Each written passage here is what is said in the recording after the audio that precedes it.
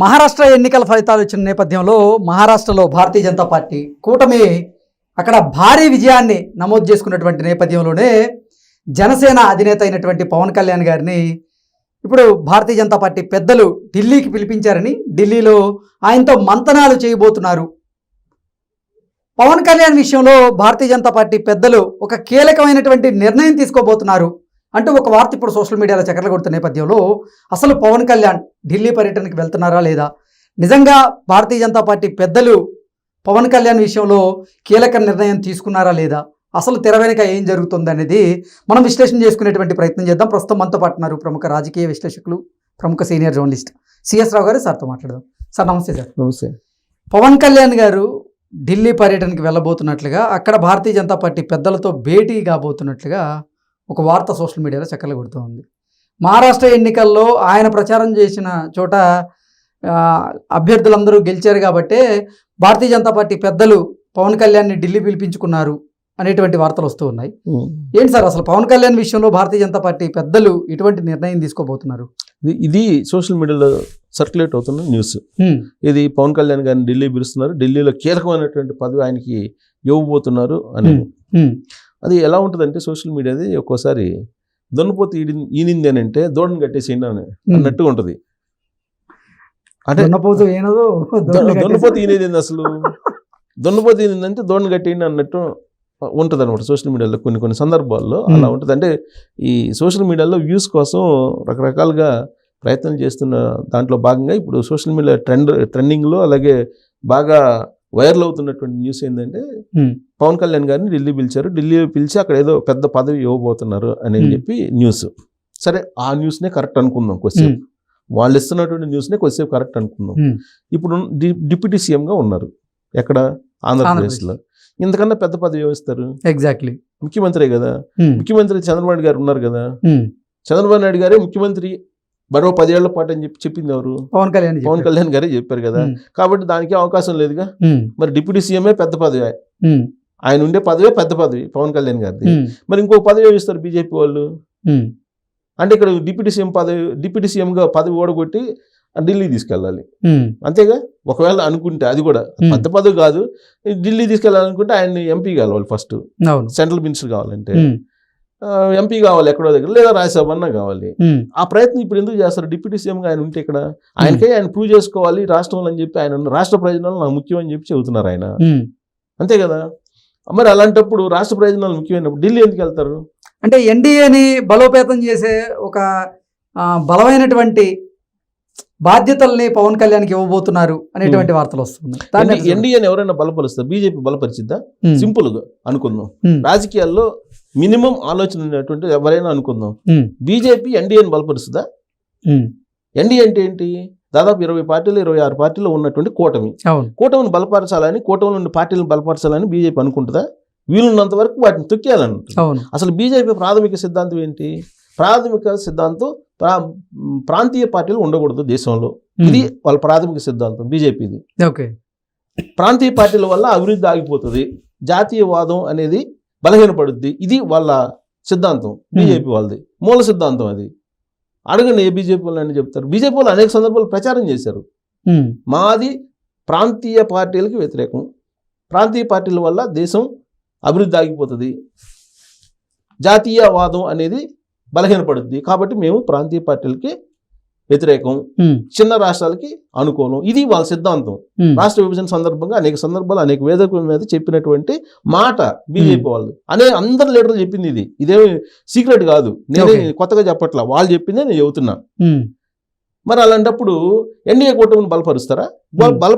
కూటమిని బలపరచడానికి పవన్ కళ్యాణ్ గారి ఆశీస్సులు లేదంటే పవన్ కళ్యాణ్ గారిని ఉపయోగించుకుంటారనేది సోషల్ మీడియాలో వస్తున్న న్యూస్. అదేనా?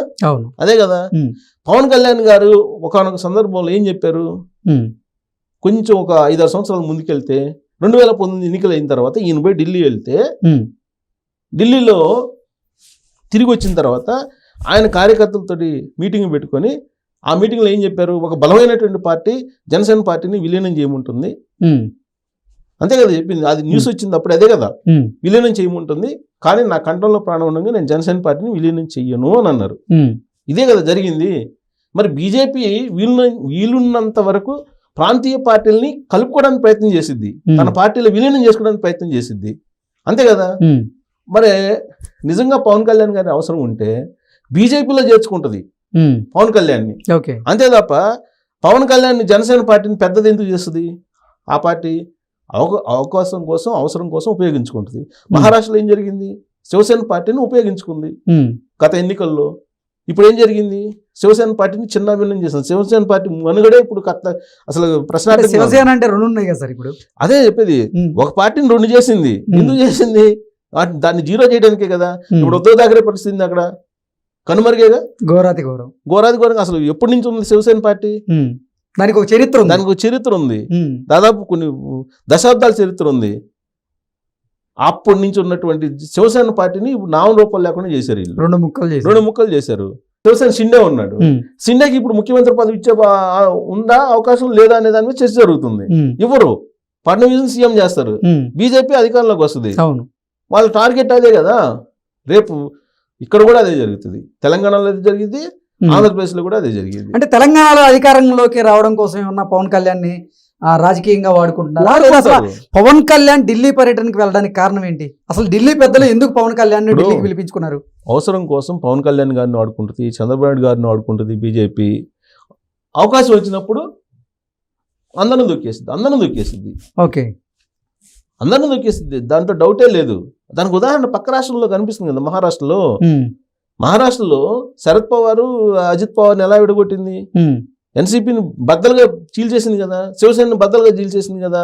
ఇప్పుడు ఏమైంది? అధికారంలోకి వచ్చింది బీజేపీ, ఒంటరిగా అధికారంలోకి వచ్చింది కదా. అంతే సింపుల్. ఏ రాష్ట్రంలో అయినా, అన్ని రాష్ట్రాల్లో దాదాపు ఇప్పుడు అన్ని రాష్ట్రాల్లో ఆల్మోస్ట్ అదే కదా చేసింది, ఎక్కువ రాష్ట్రాల్లో. కాబట్టి రేపు ఆంధ్రప్రదేశ్లో కూడా పవన్ కళ్యాణ్ గారిని వాళ్ళు బీజేపీ బలపడేంత వరకు ఉపయోగించుకుంటారు తప్పితే జనసేన పార్టీని ఉన్నెవరు.